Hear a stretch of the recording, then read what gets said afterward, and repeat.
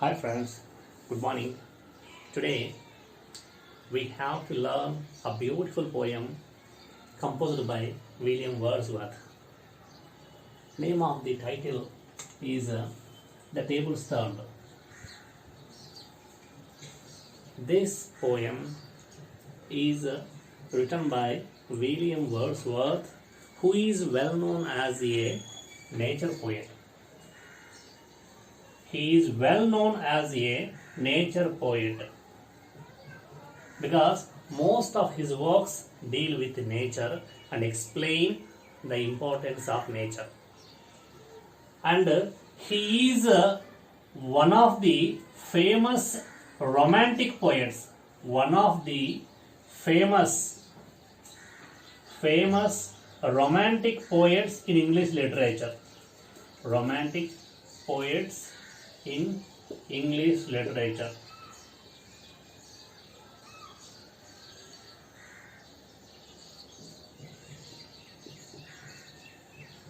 So, in this particular poem, he explains his strong faith in nature. What he explains? His strong faith in nature. His faith in nature. Faith in nature. And simply, this poem is an advice to his friend.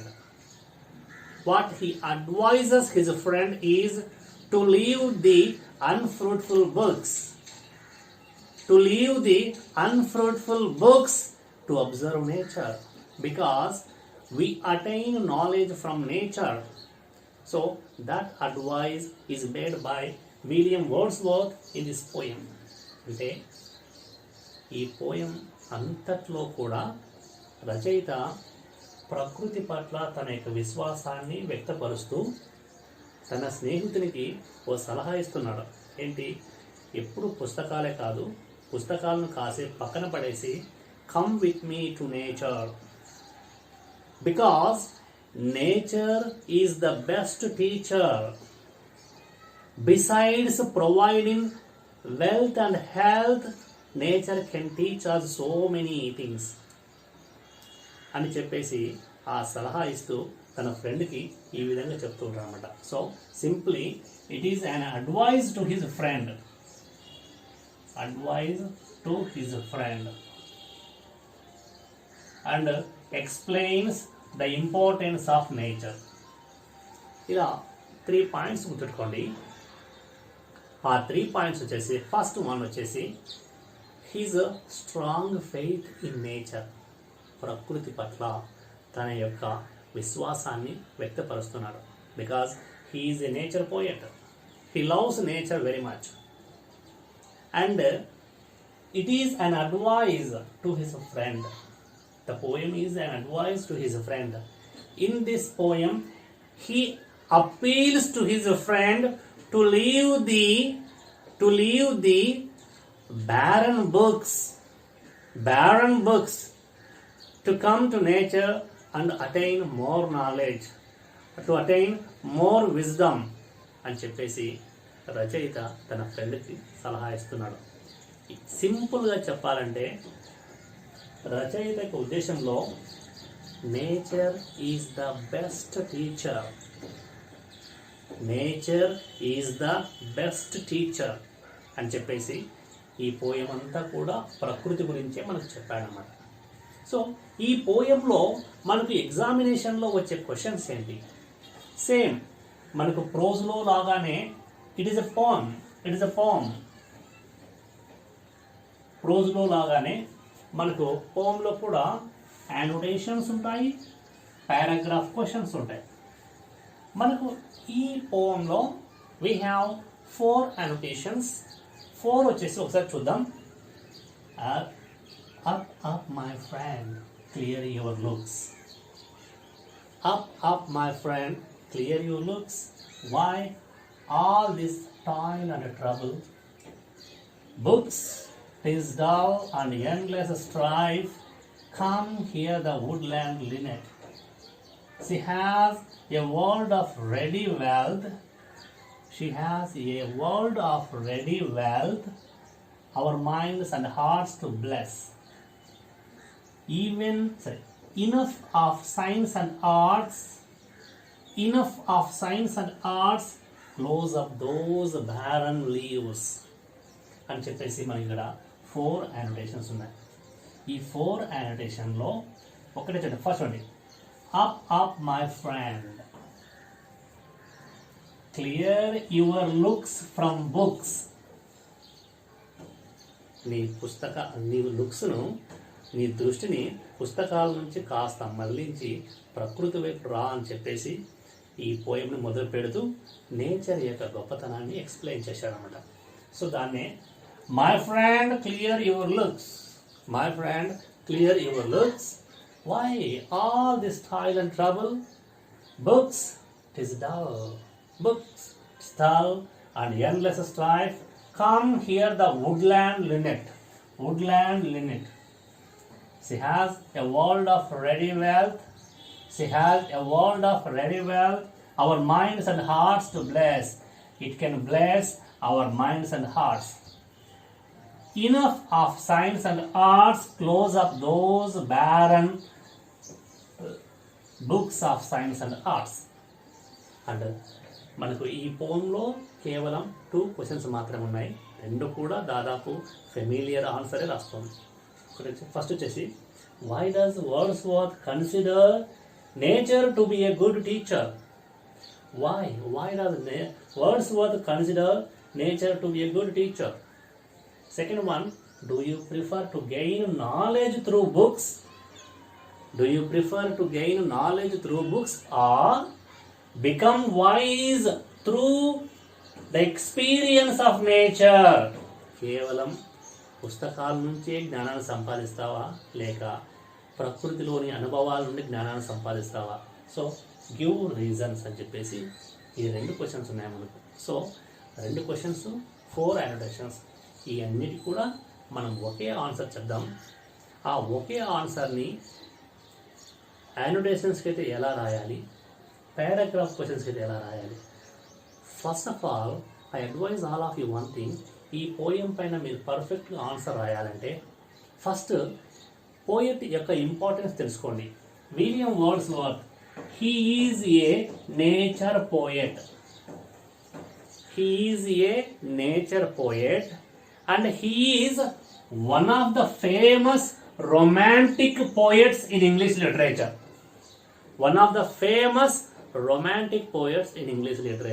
అని చెప్పేసి రచయిత యొక్క importance మనం సింపుల్గా గుర్తుకోవాలి.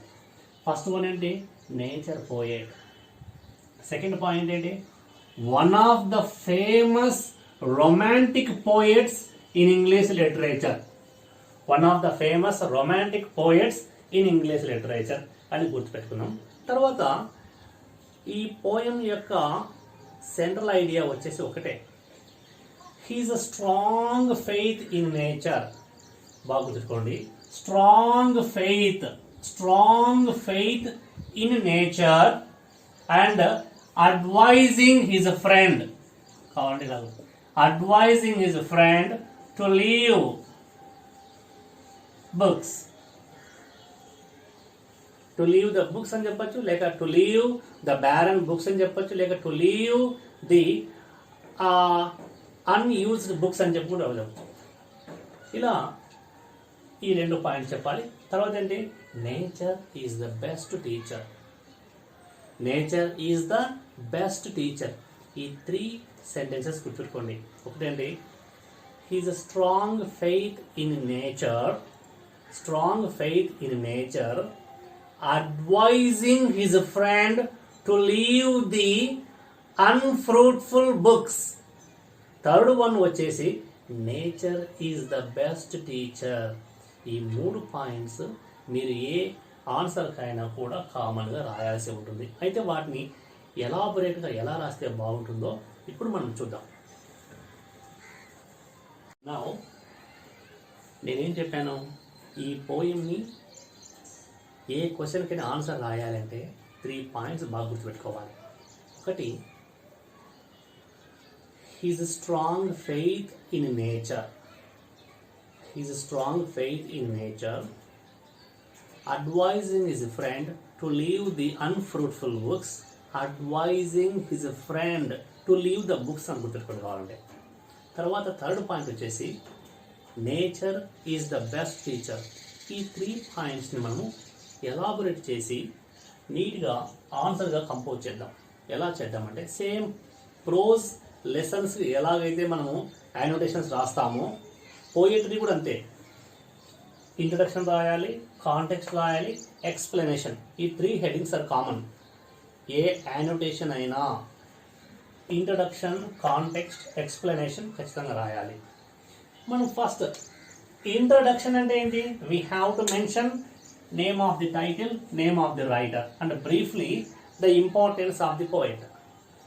Title రాయాలి, poet పేరు రాయాలి, అలాగే పోయట్ యొక్క ఇంపార్టెన్స్ ఏమైనా ఉంటే ఇంట్రడక్షన్లో మనం రాయాలి. సేమ్. సో మనం ఎలా రాయాలి? Introduction, these lines are taken from the poem. These lines are taken from the poem.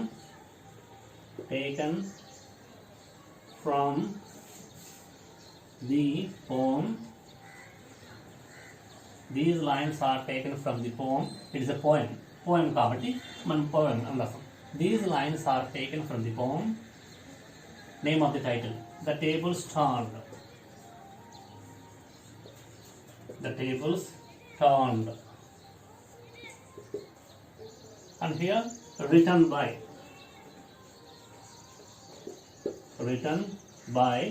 name of the poet, William Wordsworth. William Wordsworth.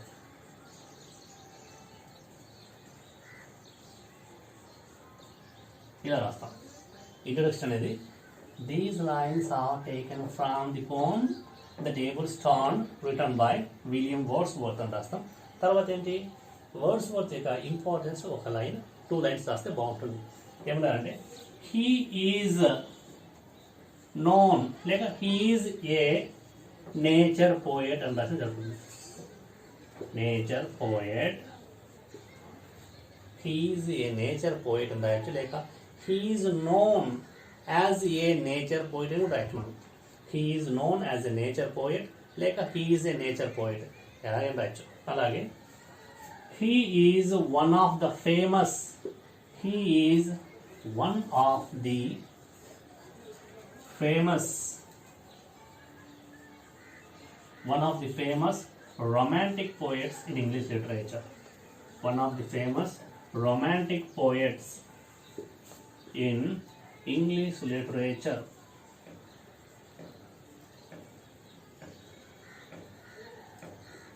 సింపుల్గా మనము రాయొచ్చు. ఒకటేంటి? నేచర్ పోయిట్ గుర్తుపెట్టుకోండి. తర్వాత one of the famous romantic poets. Romantic movement అని ఒకటి ఉంటుంది English లిటరేచర్లో. ఆ కాలానికి చెందిన వ్యక్తి కాబట్టి అందులో famous. So he is one of the famous romantic poets in English literature రాస్తాం. తర్వాత ఏంటి? కాంటెక్స్ట్. ఇప్పుడే నేను చెప్పాను. ఫస్ట్ ఈ కాంటెక్స్ట్లో మనము 2 సెంటెన్సెస్ రాద్దాం. ఒకటేంటి? He's strong faith in nature, ప్రకృతి పట్ల అభిమానాన్ని, అలాగే అడ్వైజింగ్ హిజ్ ఫ్రెండ్, తన ఫ్రెండ్కి సలహా ఇస్తున్న సందర్భంలో ఈ పోయం రాశాడని చెప్పేసి మనం రాయాలి. ఎలా రాయాలంటే సేమ్ ప్రోజ్కి అయితే మనం కాంటెక్స్ట్ ఎలా రాస్తామో పోయట్రీ పార్ట్ కూడా అలాగే. కాబట్టి పోయట్రీ అంటే నేను poem. So the poet refers to it.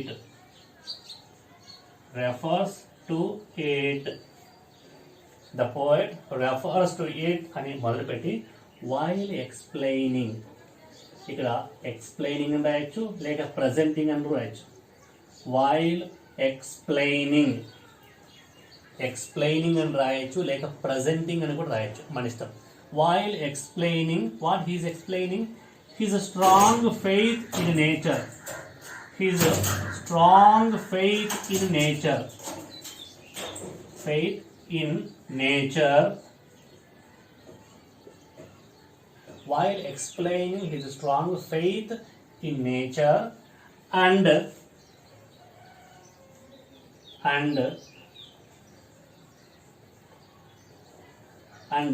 advising his friend and I.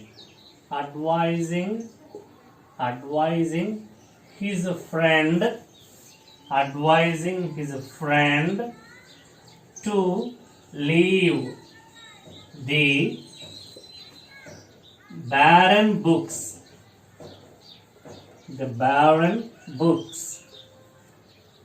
అని రాస్తే చాలు. సో సింపుల్ చూడండి, మీరు ఒకటే strong faith in nature, advising his friend to leave the barren books. ఈ రెండు అంశాలను మనం బ్యూటిఫుల్గా పర్ఫెక్ట్గా కాంటెక్స్ట్గా మార్చాల్సి ఉంటుంది. ఏంటి? The poet refers to it while explaining. ఇక్కడ కామన్. తర్వాత ఏంటి? ఈ పోయం యొక్క importance, his strong faith in nature and advising his friend to leave the barren books అని రాసేసి నెక్స్ట్ వచ్చేసి మనము ఎక్స్ప్లెనేషన్ రాస్తే సరిపోతుంది. ఈ ఎక్స్ప్లెనేషన్ వచ్చేసి ఈ కాంటెక్స్ట్ని మనం ఎలాబొరేట్ చేసి రాయాల్సి ఉంటుంది. సో ఆ ఎక్స్ప్లెనేషన్ చూద్దాం. ఎక్స్ప్లెనేషన్లో మనము ఇక్కడ ఈ పోయం యొక్క ఇంపార్టెన్స్ అంతా కూడా ఎక్స్ప్లెయిన్ చేయాలి. ఎలా మొదలు పెట్టాలంటే ఎక్స్ప్లెనేషన్ వచ్చేసి మనము ద పోయెట్ అని రాయొచ్చు, లేక రచయిత యొక్క పేరు రాయొచ్చు అన్నమాట. ద పోయెట్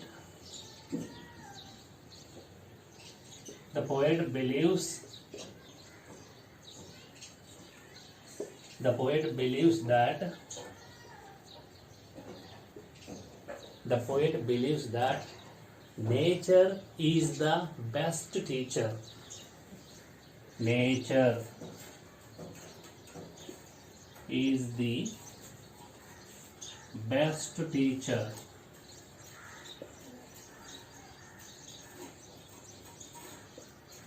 ఇలా రాయాలి. మనము ఇంకా బాగా రాయాలనుకుంటేనా ఇలాగే the poet believes that nature is the best teacher. ఇక్కడ దాకా రాస్తే సరిపోతుంది. లేదంటే nature is the best teacher rather than books అని కూడా రాయొచ్చు. ఇది రాస్తే ఇంకా బాగుంటుంది. Nature is the best teacher rather than books అని వచ్చేది. The books are not, it is the opinion of William Wordsworth. ఏం చెప్తున్నానంటే books are not a proper source of knowledge.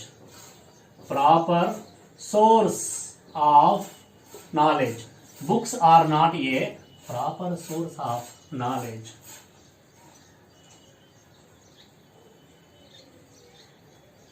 In his opinion, what Wordsworth is saying, books are not a proper source of knowledge because as they means books, as they make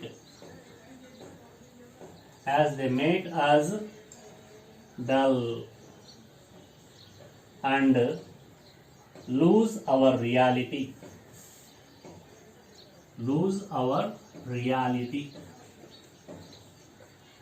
అని రాయాలి. మీరు రాయలేము అనుకునే వాళ్ళు ఇక్కడ దాకా రాయొచ్చు. The books are not a proper source of knowledge అని రాయొచ్చు. ఇక్కడ దాకా ఎండ్ చేయొచ్చు. కానీ ఎలాబొరేట్ చేసేవాళ్ళు, ఎక్సెల్ రాసేవాళ్ళు, as they make us dull and lose our reality. So he asks his friend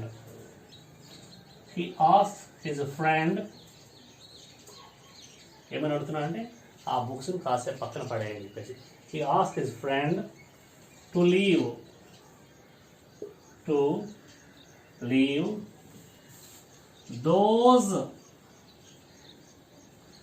barren books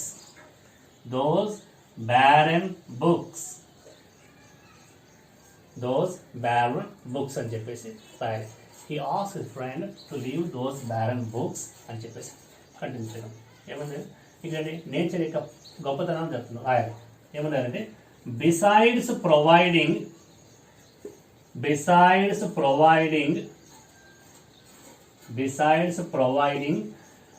wealth and health,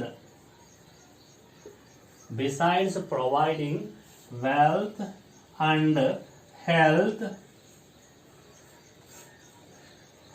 besides providing health and wealth, besides providing wealth and health, nature can teach us. Besides providing wealth and health, nature can teach us. Nature can teach us what is good. What is good. ఇలా మనం రాయొచ్చు. So దీన్ని సింపుల్గా ఈజీగా గుర్తుపెట్టుకొని రాస్తే సరిపోతుంది. కాబట్టి ఇక్కడ మనకు ఒకటే 3 పాయింట్స్. ఆ 3 పాయింట్స్ వచ్చేసి his strong faith in nature, asking his friend to leave the barren books, nature is the best teacher. ఈ 3 అంశాలను కాస్త ఎలాబొరేట్ చేసి ఎక్స్ప్లెనేషన్గా రాస్తే సరిపోతుంది. ఇది యానోటేషన్స్కు రాసే విధానం. మరి పారాగ్రాఫ్ క్వశ్చన్స్ ఏంటి? సేమ్ పారాగ్రాఫ్ క్వశ్చన్స్ కూడా అయితే వాటికి ఇంట్రొడక్షన్, కాంటెక్స్ట్, ఎక్స్ప్లెనేషన్ అని రాయకుండా డైరెక్ట్గా రాస్తాం. ఏమో రాస్తాం? The poem. పారాగ్రాఫ్ క్వశ్చన్స్కి అయితే మనం రాయాలి the poem, name of the title, the tables turned, the tables turned is written by William Wordsworth. మనం ఇంట్రడక్షన్ అయితే ఏం రాస్తాం? These lines are taken from the poem అని రాస్తాం. బట్ పారాగ్రాఫ్ క్వశ్చన్స్కి అలా రాయకూడదు. డైరెక్ట్గా the poem the table stone is written by William Wordsworth. He is known as a nature poet. He is one of the famous romantic poets in English literature అని రాసి తర్వాత context ఏమన్నా in this poem. కాంటెక్స్ట్ను మనము ఎలా modify చేయాలంటే in this పోమ్